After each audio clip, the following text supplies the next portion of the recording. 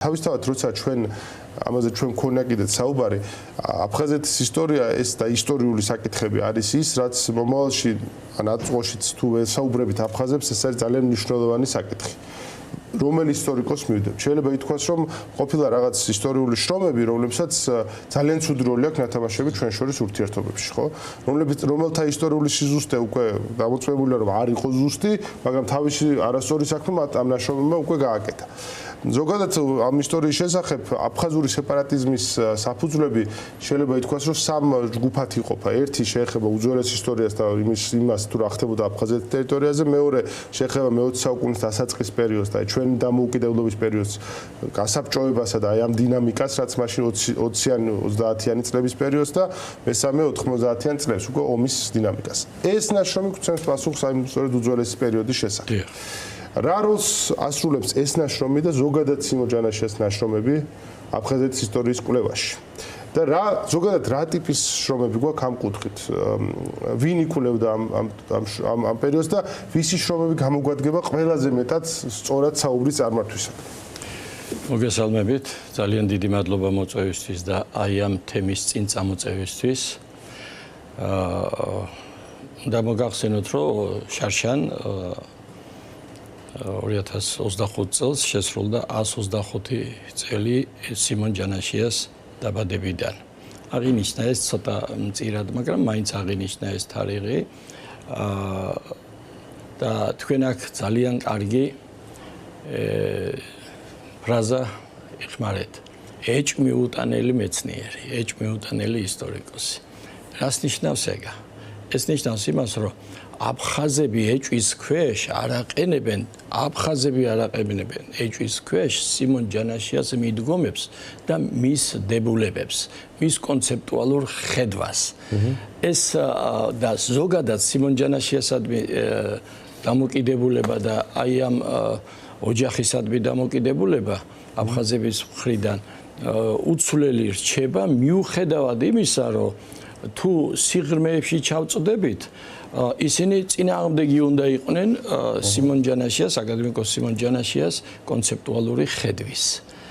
მაგრამ დღემდე არის ეს უცვლელი და უნდა მოგახსენოთ, რომ სიმონ ჯანაშიას შესახებ, მისი ოჯახის წევრების შესახებ, იგივე ქალბატონ რუსუდან ჯანაშიას შესახებ, მათ აქვთ, ისინი ორივე შეტანილი აქვთ აფხაზეთის ენციკლოპედიურ ლექსიკონში. აფხაზეთის ენციკლოპედიურ ლექსიკონში. თითოეულა ქართველია თუ არის მოხვედრილი იქ, თითოეულა ქართველი მეცნიერთაგან მე ვამბობ. და ეს ორი შეტანილია ბუნებრივია ძალიან კარგად და ესე იგი ნორმალურად მე ჩვენ ამაზე გვისაუბრა კიდეც ეს არის ანუ ჯანაშიას ნაშრომების ბაზა არის რაზეც შეიძლება რომ ეს საუბარი აფხაზებთან წარიმართოს რას ამოსავალი ყოველთვის ესე იგი ნორმალური ისტორიოგრაფიული დისკურსისთვის ყოველთვის იყო გამოსადეგი პირველ რიგში აკადემიკოს სიმონ ჯანაშიას კონცეპტუალური ხედვა გამიგეთ ისინი ღიად არ იბრძოდნენ მას, ოღონდ მათ ვინც აი ამ სიმონ ჯანაშიას ხედვას თავაზობდა, ან აი ამ სიმონ ჯანაშიას ხედვის პროპაგანდას ეწეოდა, ისინი ამათ ებრძოდნენ. ახლა მე ვარ მაგალითი, აი ცოცხალი მაგალითი იმის თუ როგორ ესე იგი ილაშქრებდნენ ჩემს წინააღმდეგ და არა და აბსოლუტურად არაფერს განსხვავებულს აკადემიკოს სიმონ ჯანაშიას კონცეპტუალური ხედვისაგან მე არასდროს არ ვამბობდი, გამიგეთ? და უბრალოდ სხვათა შორის ამ მხრივ მე გავხდი თავდასხმების ობიექტი არანაკლებ ზოგიერთი ურა პატრიოტი ქართველის მხრიდანაც. სიმონ ჯანაშიას ღიად ვერ უბედავენ, დიდი ავტორიტეტი და ის ცდებოდა სიმონ ჯანაშია შეიძლება იქით და სიმონ ჯანაშიას ჩვენ ვერ მოვთხოვთ პასუხს, მაგრამ დღეს ვინც მის პროპაგანდას ეწევა, ამ თვალსაზრისის პროპაგანდას ეწევა, აი ისინი ორმაგად მოღალატენი არიან. ესე იგი ეჭვიროთ სიმონ ჯანაშია მოღალატ პოზიციაზეა და ის ვინც დღეს ეწევა მისი კონცეპტუალური ხედვის გაპიარებას, ასე ვთქვათ, ხო? ეს ისინი ორმაგად მოღალატენი არიან. ასე რომ აი ეს სიტუაცია გვაქვს დღეს და რატო დადგა ამ წიგნის აი ამ ნაშრომების თარგმნის საკითხი ასე აქტუალური დღეს სამწუხაროდ ახალგაზრდობა მაინც ვერ კითხულობს ორიგინალში რუსულ პუბლიკაციებს და არადა ძალიან მნიშვნელოვანია ვინც ასე ვთქვათ აპირებს ისტორიკოსობას ან ზოგადად წარმოდგენა უნდა კონდეს აი ამ მართლაც ურთულეს პრობლემებზე ურთულესი ეს თითქოს არ არის მეცნიერული კუთხით მაგრამ აი პოლიტიკურად ძალიან ანგარიჟირებული თემებია თქვენ სწორად თქვით ეს უძველესი ისტორია იგივე აფხაზთა სამეფოს ისტორია აფხაზეთის საკათალიკოსოს ისტორია აი ესე იგი მიდის მიტაცება აი ამ ისტორიის და გამოცხადება აფხაზურ ნაციონალური ნარატივად. ჩვენ რაღაცა დავალაგებთ რაღაცა იმაზე ერთ წრეზე ხო რადიკალიზმის მიმართულებით ანალიზებს ხო? ნახავთ ხო არის აფხაზური ღრმად სეპარატისტული და ძალიან დამახინჯებული ისტორია. ფანატიზმამდე. შალვა ინალიფას ნაშრომები რაც არის ხო რომელიც აბსოლუტურად შალვა ინალიფას კიდე არა უშავდა თურმე ის რაც დღეს ხდება. ხო მაგრამ ამ ყველაფრის ფუძემდებელი მაინც არის ის დასაკვირველია. ამ მიმართულებით. ხო და დიდი ავტორიტეტი არის ხო შორის ძალიან ნიშანდობლივია. კარლ მარქსის ქუჩას სოხუმში გადაარქვეს მის სახელი დაარქვეს. ანუ მარქსის ქუჩას ხო სადაც რას დაარქვენ ის დიდი მოვლენა არის როგორც ყოველთვის. და ასევე არის თქვა აი თუ იქ დავიღებ ინალიფას ნაშრომს სულად აქეთ ასევე არის პავლე ინგოროყვას გიორგი მერჩულე და მისი თეორია აფხაზების უძველესი ისტორიის შესახებ, ხო? რომელიც აფხაზებისთვის ძალიან მტკივნეული საკითხია. თავის დროზე ინალიფას ნაშრომი იყო ანტი-ინგოროყვას დატვირთვის მატარებელი. ხო, პასუხი იყო, თქვა. აბსოლუტურად. ანუ ეს არის ორი დაპირისპირებული წერტილი. შეიძლება ითქვას, რომ სადღაც შუაში ჩვენ შეიძლება მოვიძიოთ აი ცენტრალური ნარატივები. ორი დაპირისპირებული ნარატივია, ერთი ინალიფას რომ აქ მარტო აფხაზები ცხოვრობდნენ და ყველაფერი აფხაზური ეთნიკურად აფხაზური იყო დღევანდელი გაგებით აფხაზობრასაც ნიშნავს და მეორე ინგოროყვას რომ აფხაზები აქ არ ცხოვრობდნენ და ეს ყველაფერი იყო სხვა და აფხაზები მერე მოვიდნენ. ორი დაპირისპირებული ნარატივი, ინგოროყვა, ინალიფა. ოღონდ აქ შუაში არის ნაშრომები და კვლევები, რომლებიც აი ცენტრალური ალბათ არის სიმონ ჯანაშიაში, ასევე არის აფხაზების იგივე ანჩაბაძის, ზურაბ ანჩაბაძის, რომელიც აი ამ შუა ველს, რეალურ ისტორიას, რასაც თქვი ავსებს. ამიტომ ძალიან მნიშვნელოვანია ჩვენ ეს შუა ველი გავაძლიეროთ. აი ზურაბ ანჩაბაძე არის სიმონ ჯანაშიას მოწაფე ამაში, ნიკო ბერძენიშვილის მოწაფე.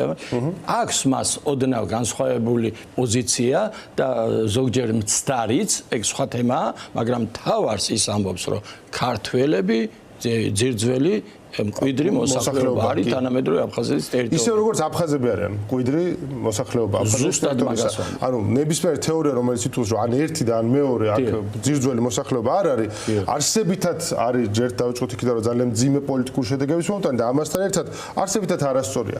მაგრამ რა მინდა გითხოთ ამ ნაშრომის შესახებ, რას გვეუბნება ეს ნაშრომი ამ ძირითად საკითხებთან დაკავშირებით. რომ ძირითად დაპირისპირების საგანი სწორედ ეს არის, ხო? აი როდის მოვიდნენ აქ აფხაზები, მოვიდნენ თუ და შეიძლება თუ რა ასე ვილაპარაკოთ საერთოდ ამ საკითხს. კი ბატონო, მოგესალმებით პირველ რიგში, დიდი მადლობა მოწვევისათვის.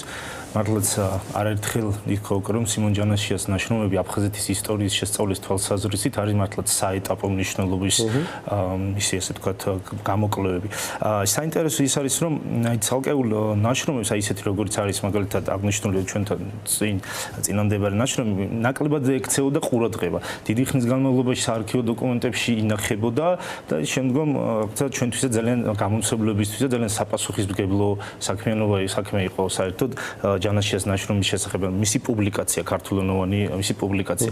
აი რაც შეეხება შინაარს უნდა ითქვას რომ ავტორი საკმაოდ დეტალურად განიხილავს წყაროების გამოყენებით რომელი ავტორების წყაროების გამოყენებით მათ შორის მიმოიხილავს ახალი წელთაღრიცხვით პირველი საუკუნიდან თანამედროვე აფხაზეთის ტერიტორიაზე უძველესი მოსახლეობის განსახლების არეალს. ამავე წყაროებზე დაყრდნობით შემდგომ ცდილობს დაადგინოს მათი ეთნიკური კუთვნილების საკითხი და სწორედ ამ ნაშრომში პირველ ნაშრომში აქ ორი ნაშრომია ჩვენ ჩვენს წინ წარმოდგენილი, სწორედ ერთ-ერთი თავი ეთმობა აფხაზთა ეთნიკური კუთვნილების დადგენას.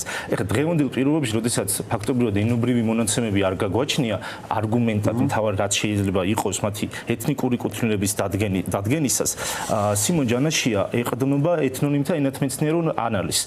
არაერთხელ მიუთითებს ის, რომ ტერმინი შუა საუკუნეების ქართულ წყაროებში დადასტურებული ტერმინები აფსილი, აფსარი, ეს იყო იგივე თვითსახელწოდება, იმავე თვითსახელწოდება თანამედროვე აფსუა აფხაზებისა. ასე ვთქვათ, კავშირს ხედავდა ეს ასე ვთქვათ ენათმეცნიერული ანალიზის დახმარებით და აი ამ ნაშრომში ესეც ასე ვთქვათ ერთ-ერთი მნიშვნელოვანი მომენტი ხაზი არის აქ ესეც წარმოდგენილი.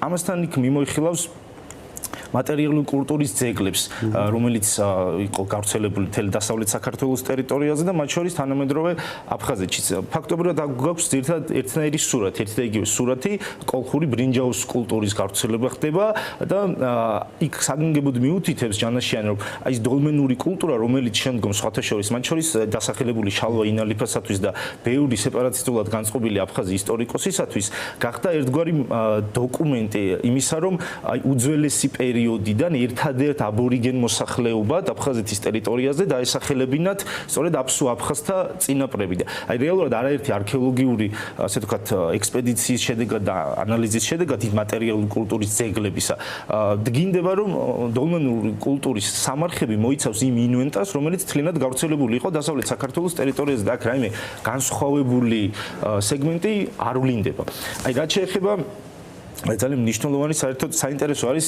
წიგნის ისტორია. საარქივო მასალებში გარკვეული ბარათი ახლავს, რომელიც მოგვითხრობს ამ წიგნის დაწერის მიზეზსაც და შემდგომ გარკვეული ხნის განმავლობაში ეგრეთ წოდებული ასე ვთქვათ შენახვის მიზეზით რაც შეიძლება რომ გამხდარიყო. მოკლედ 1939 წელს დაახლოებით მე-20 საუკუნის 30-იანი წლების ბოლოს დაიწყო მზადება აფხაზეთის გასაბჭოების 20 წლის თავისადმი მიძღვნილი ასე ვთქვათ რაღაცა აღსანიშნი ფაქტისადმი. რადგანაც გამოცხადდა მასალების ცალკეული ნაშრომების შექმნა აფხაზეთის ისტორიის შესახებ.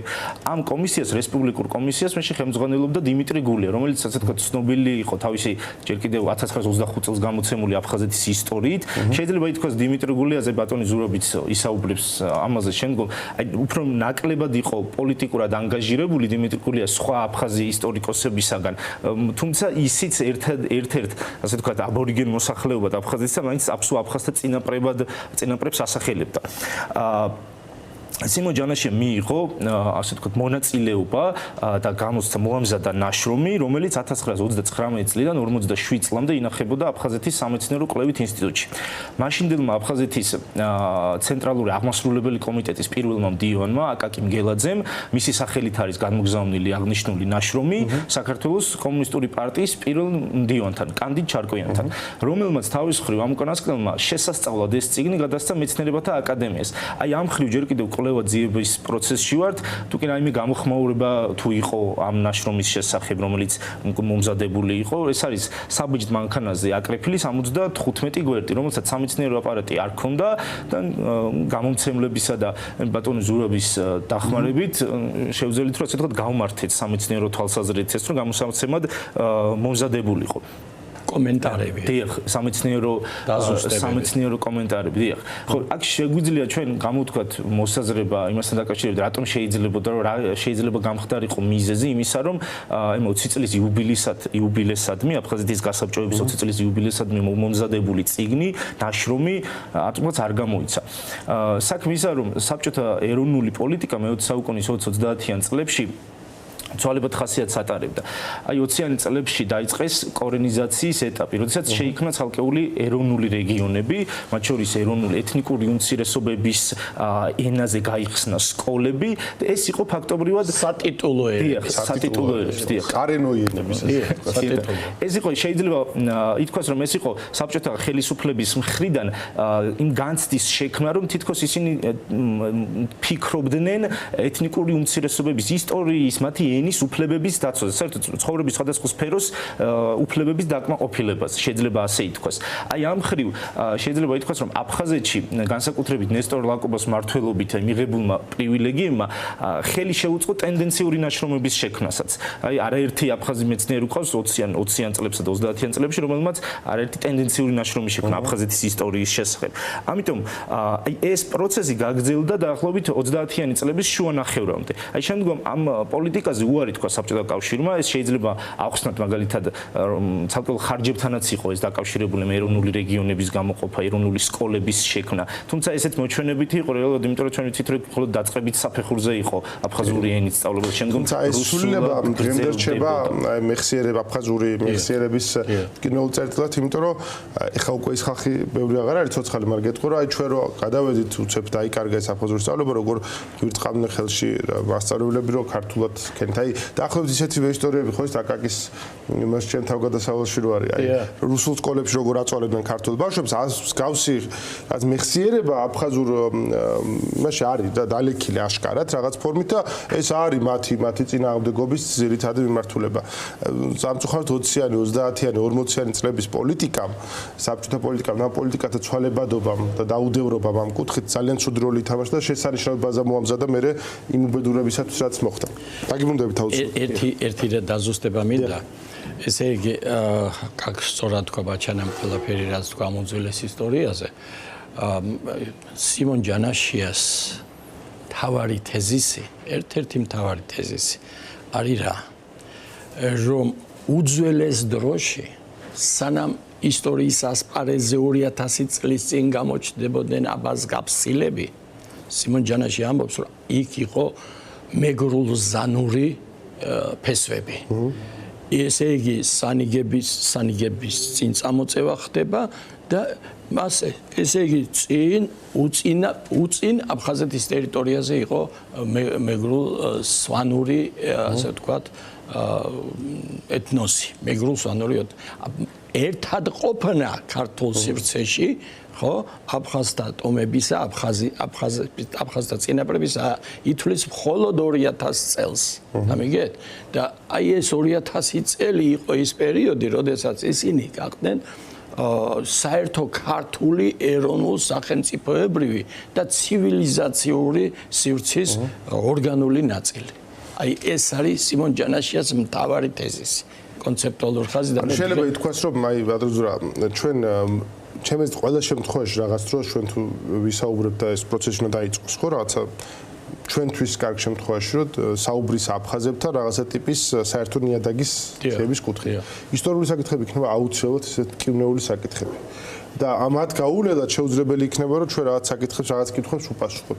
არის თუ არა ეს სიმონ ჯანაშია და ზურა ანჩაბაძე ის ორი კვლევარი, ორი ავტორიტეტი ქართული მხარისთვისაც, აფხაზური მხარისთვისაც, რომელთა კვლევებსაც შეიძლება დაეფუძნოს და მოდი ვთქვათ რომ ეს იყოს საერთო ნიადაგი. ერთი სიტყვით სიმონ ჯანაშია უპირობოდ სიმონ ჯანაშია განავრცო და დააზუსტა რაღაცეები ნიკო ბერძენიშვილმა შემდეგ, იმიტომ დასჭირდა. თუმცა ნიკო ბერძენიშვილმა ბევრი პრეტენზია ჰქონდა, ერთ-ერთი აჯანყებები ბერძენიშვილის განშტოებაც მოაწყო. საქმეც მაგაშია, რომ განსხვავებული ფაქტობრივად ნიკო ბერძენიშვილს არაფერი არ 60-იანი წლების ერთი აჯანყება გამოთქმის გარდა, რომ აფხაზები ისეთივე ისტორიულ კულტურულად ისეთივე ქართველები არიან, როგორც დანარჩენი საქართველოს კუთხის ეთნიკური ჯგუფები, ხო?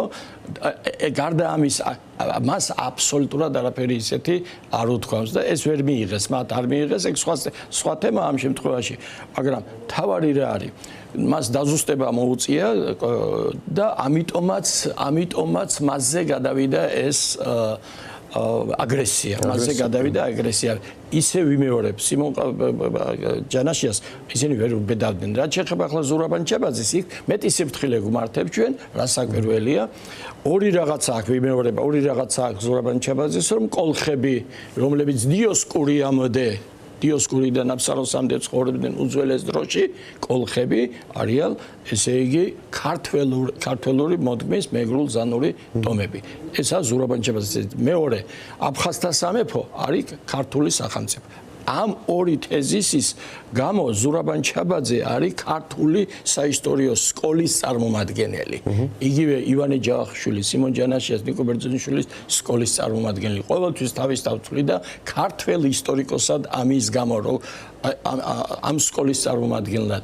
აი ამისგან განსხვავებული, ამის ანტი თეზისია ის რაც წინ წამოსწია შალვაინალებამ. სწორი ბრძანა თქვენ, მაგრამ ეს იღებს სათავეს 20-იანი წლებიდან როგორც ამ ყველაფერში იწყებს და არა უფრო გვიან. სიმონ ბასარიასაგან, სემიონ აშხაცავასაგან, ნაწილობრივ გულიასგან, მაგრამ გულია ის ორი ნაშრომი, ბასარიას ნაშრომი და სემიონ აშხაცავას ნაშრომი, ეს არის 23-24 წლები 1900 და ეს იყო საფუძველი ისტორიოგრაფიული ლაკობას პოლიტიკური მომაგრებისთვის დაწერილი მათ შორის. ეგ შეკვეთილი ნაშრომებია. ეს ხო ძალიან სპეციფიკური პერიოდია ლაკობას 20-იანი წლები აფხაზეთში. ამაზე შესანიშნავი გამოკვლევები არა მარტო ქართველების დაწერილი. ისინი ცდილობენ ეს წინ უძღოდა იმას რაც მოხდა 1926 წელს, როდესაც სესიამ მიიღო ეგრეთ წოდებული ის კონსტიტუცია.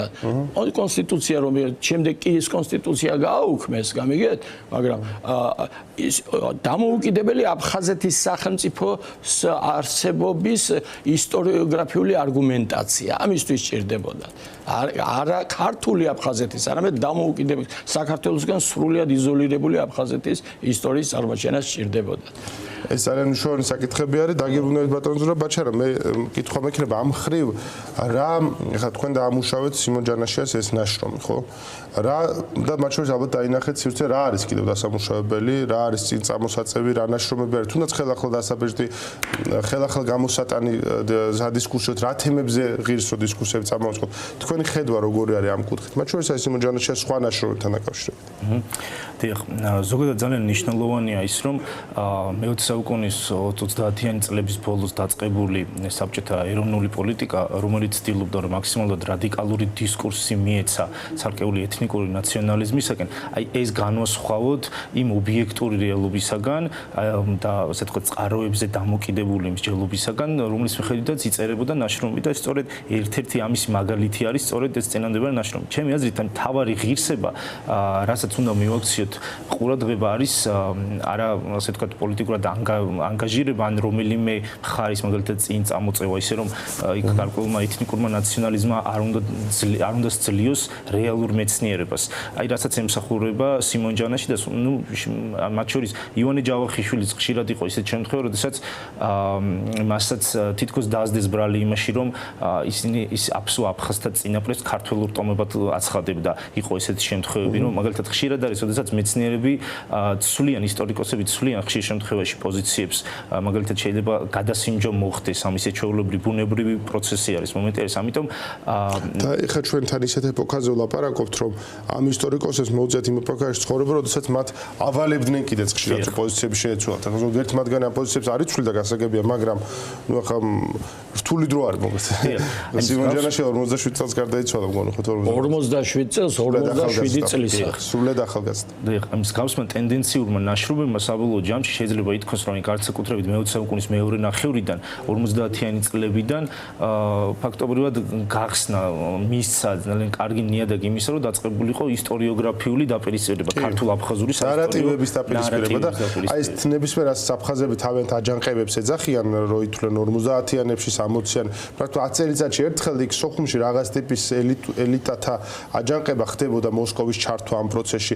ხა ამ თემაზე ბევრი რამ არის საკვლევი, ეს ხშირად დაპირისპირებული იყო ადგილობრივ კლანურ დაპირისპირებებთან, მინკაითამდეობაზე იქნებოდა საბოლოოდ, მაგრამ საბაბი ყოველთვის ამ რაღაცა ბრაზისა იყო ხოლმე რაღაცა ტიპის ეთნიკური საკითხი, ეთნიკური ტკივილების გამოგვიძება და რამდენჯერმე იყო სწორედ პავლე ინგოროყვას და ბერძენიშვილის ნაშრომის გამო ორჯერ ეს პოლიტიკურ გამოსვლა ჰქონდათ აფხაზებს. ორი გამოსვლა, ერთი ინგოროყვას წიგნის გამო და მეორე ბერძენიშვილის სტატის გამო. თავარი მაპროვოცირებელი იყო ეს ორი რაღაცა. ორივე იყო ძალიან ცტარი. და რატო პირველი ინგოროყვას პასუხი გასცეს ქართულმა მეცნიერებმა. ეს უნდა დახურულიყო ეს საკითხი. ნიკო ბერძენიშვილმა გასცა პასუხი და ქეთევან ლომთათიძემ გასცა პასუხი. ეს უნდა დახურულიყო, მაგრამ არა, მაინც სპეკულირება დაიწყო ამ თემის. ერთი ეს. თანაც ინგოროყვა არ იყო ისტორიკოსი. არ იყო ისტორიკოსი, მას ინგოროყვა სხვათა შორის ისტორიკოსებს სერიოზული პრეტენზია, ქართველ ისტორიკოსებს სერიოზული პრეტენზიები ჰქონდათ არა მარტო ინგოროყვას ამ ნაშრომის მიმართ გიორგი მერჩული და აი ამ სეგმენტის მიმართ აფხაზეთთან, არამედ რუსთველიანას ეპოქაზე, რუსთველის ეპოქაზე სერიოზული შენიშვნები. აი მას თამამი დასკვნები აქვს ამ ძალიან გაკეთებული, რომელმაც ახლა რუსთველის შესახებ გასაგებია რომ უბრალოდ ყოფით ფორმატში დატოვა რაღაცა ისე რომ ადამიანებს შეიძლება ჰქონდეთ რაღაც მცდარი წარმოდგენა იმაზე რა და როგორ იყო, მაგრამ აი აფხაზეთთან დაკავშირებით დატოვა ძალიან მტკივნეული გამოცდილება. ის დიდი ქართველი იყო ნამდვილად ეს პოლიტიკური დიდი ნაშრომია და მე მიუხედავად იმისა რომ ძალიან ბევრი მცდარი რამ არის წარმოდგენილი ხო და თეორიები არასწორია მათ შორის ყველა ქართველმა რაღაც დროს შეიძლება იქით რაღაც წაიკითხოს, იმიტომ რომ საინტერესო ნაშრომია ყველა შემთხვევაში. სხვათა შორის ინგოროყვას ნაშრომის აი თავარი მაპროვოცირებელი რა იყო იცით? სიმონ ჯანაშიას შეხედულებები. სიმონ ჯანაშიათი იწყებს ის და მის გადახედვას ცდილობს. ანუ ერთგვარად ინგოროყვა პასუხობს ჯანაშიას კორექტირებას ახდენს ჯანაშიას კონცეპტუალური ხედვის. შეიძლება ითქვას რომ ეს იყო ისტორიოგრაფიული ისტორიკოსებს შორის დისკუსია რაღაც მომენტში, ან ისტორიით დაინტერესებულ კვლევრებს შორის დისკუსია, რომელიც არ ყოფდა ეთნიკურ ნიშნას. ჯანაშია ქართველი თქვათ, ხო? იყო ისეთი რომლებიც თქვათ აფხაზებისათვის შეიძლება უფრო ახლობელ თეორიას ავითარებდა, მეორე მხრივ ანჩაბაძე რომელიც აფხაზი იყო ქართულ ისტორიოგრაფიულ სკოლას განეკუთვნებოდა, არ ყოფდა ეთნიკური ნიშნით. ახლა ამ ჩემს შესავალ წერილში ზუსტად ეგ თემა განხილული სიმონ ჯანაშია და გიორგი შარვაშიძე გიორგი შარვაშიძე ბოლომთავრის ძე გიორგი შარვაშიძე არის ერთი იდეოლოგია. ჩვენ აფხაზები ვართ დიდი საქართველოს შვილები. აი ახლა მე ასე არ სადარწერია ეგ ახლა გამიგეთ.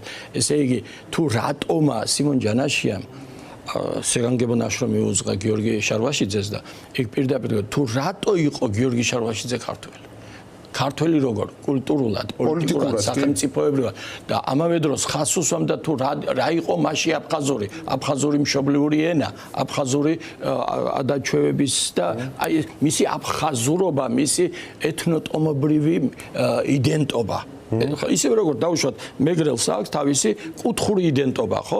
ის აბსოლუტურად არ განსხვავდებოდა იგივე მეგრელის ან სვანის კუთხური იდენტობიდან. გამიგით? იმიტომ რომ ენების ცოდნის პრობლემაც არის, ხო? ადგილობრივი ენების ცოდნის პრობლემა. აი ამ ჭრილშია ეს. ამას ქადაგებდა გიორგი შარვაშიძე, ამას ქადაგებდა სიმონ ჯანაშია. ამას პრინციპში ამის პროპაგანდას აქტიურად არ ეწეოდა ზურაბან ჩაბაძე, მაგრამ მისი კონცეპტუალური ხედა ისტორიის არის რა, აფხაზეთის სამთავრო არის საერთო ქართული სხეულის ნაწილი. აფხაზთა სამეფო არის ქართული სახელმწიფო. კოლხეთში ერთად ცხოვრობდნენ, ხო, აფხაზთა წინაპრები და ქართველთა წინაპრები. აი ეს საერთო ისტორიული ერთობის იდეოლოგია. თავარი იარაღი ჩვენთვის უნდა იყოს ჩვენი ხელახალი, ასე ვთქვათ, ინტეგრირების ქართველებმა უნდა თქვათ ინგოროყვას თეორიებზე უარი აფხაზებმა უნდა თქვან ინალიპას თეორიებზე, რომელიც არც ერთი არ ჯდება ისტორიოგრაფიის სიმართლეში. როდესაც იძახი ეს ერთ და იგივე საქმეს აკეთება. დავაფუძნოთ ჯანაშიას და იძახის რომ ჩვენ არაფერი გვაქვს საერთო და შენ აქედან ეუბნები, არა, შენ იმ ისტორიის ნაწილი არ ხარ, აფხაზთა სამეფოს ნაწილი არ ხარ, მეფე აფხაზთა ეს შენ არ ხარ, ხო? შენ საერთოდ კავშირი არ გაქვს. ესე იგი გამოდის რომ ჩვენ არ გვქონია საერთო ისტორიული ერთობა. გადაყავთ რაში? აი რაც დაუშვათ სამხრეთ ოსეთის ოსები, ხო? ჩვენ ხო არავინ საქართველოს ნორმალური არ არსებობს ქართველი ისტორიკოსი გინდა თუ არა ისტორიკოსი, ვინც იტყვის რომ ოსები მკვიდრია საქართველოსი, ხო? მაგრამ აი იგივე სიმონ ჯანაშია, იგივე ივანე ჯავახიშვილი, იგივე ნიკო ბერძენიშვილი არავის არასდროს არ უთქვამს რომ აფხაზები არ არიან მკვიდრი, ის ეთნოსი იქ შეიქმნა. ამ სახით იქ შეიქმნა. ამ მნიშვნელობით ხმარო, თუმცა როგორ არის ოსები არიან ჩვენი საზოგადოების განუყოფელი ნაწილი. ჩვენ მრავალი საუკუნე აქვს ხო, მაგრამ ისტორიული განვითარების კუთხით ვაპარაკობთ, ხო? ანუ საიდან რა როგორ ვითარდებოდა? ერთიანი მე ხშირად ხმარობობას, ერთიანი სახელმწიფოს, ერთიანი ქართული სახელმწიფოს თანადამფუძნებლები არიან. გამიგეთ? თანადამფუძნებელი ერი, აი ეთნოსი. ხო, გამიგეთ? ამის პრეტენზია მარტო ქართველს და აფხაზს აქვს. აი იმ აფხაზთა სამეფოდან დაწყებული, ხო გამიგეთ? იმიტომ რომ ქართული ქრისტიანობით შეიქმნა ეს სახელმწიფო. სხვათა შორის არც მეგრული და არც აფხაზური ქრისტიანობა არასდროს არ არსებულა, ხო გამიგეთ?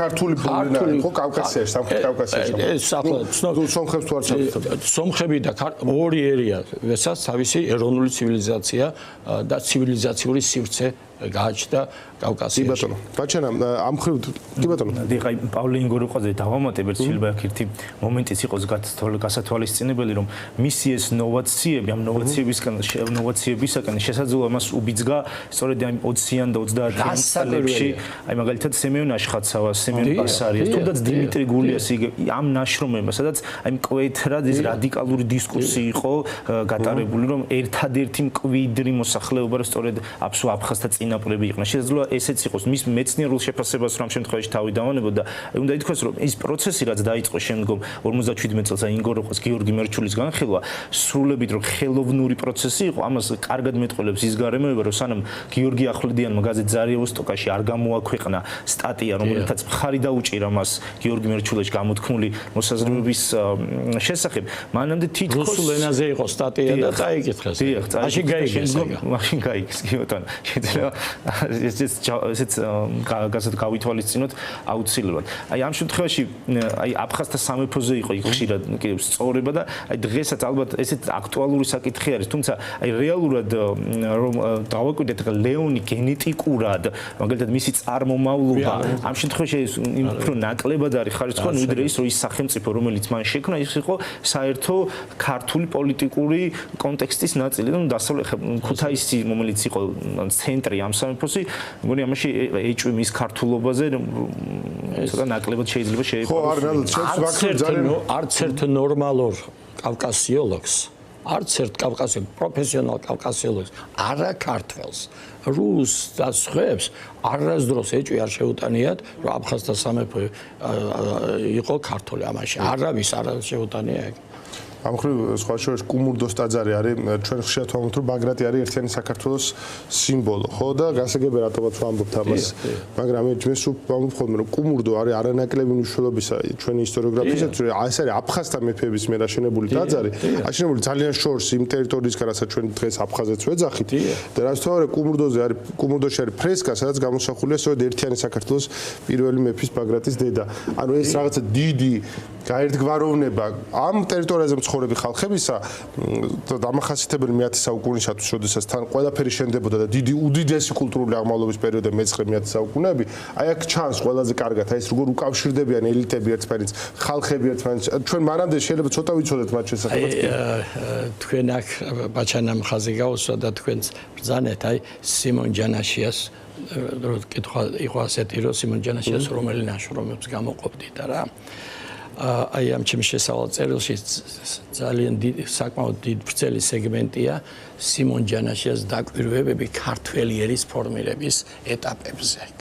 ესე იგი ეროვნულ სახელმწიფოებრივი ცნობიერების განვითარების ეტაპებზე. გასაოცარი წერილი ეს უხდება სტალინის განმარტება, სტალინის არც აკრიტიკებს რაღაცა განსაკუთრებული დიპლომატიით, მაგრამ ფაქტობრივად თავისი ამ ნარატივით ის ანგრევს სტალინის ფორმულას, რომ მე-19 საუკუნემდე ქართველობა ერთიანი ერი არ იყო. აი ამ ჭრილშია ის აფხაზი მოქცეული ზუსტად მის ნაშრომში.